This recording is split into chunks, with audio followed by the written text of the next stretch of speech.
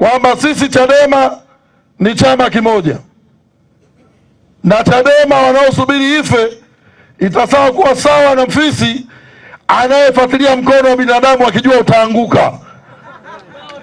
Huyo ofisi atakufuata hapa na Kigoma, kweli si kweli?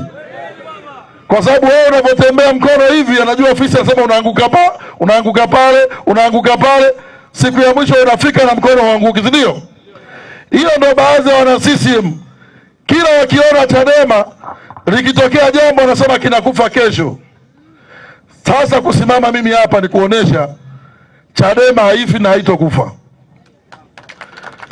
Mambo yetu ya ndani tuliyamaliza, tumesimama kama chama kwa sababu tofauti moja moja, mauzi machache, na sisi wenyewe tofauti zetu si za muhimu kama nchi yetu ya Tanzania au Watanzania shida zao ukiziacha kuzitanguliza mbele, tutanguliza matumbo yetu. Hata nyinyi mtatuambia tulaaniwe, kweli si kweli? Nyinyi mngetamani siku moja tuamke tunagawana gari za chama, au tunauza jengo la Mikocheni lile tunapeana hela kila mtu aende nyumbani?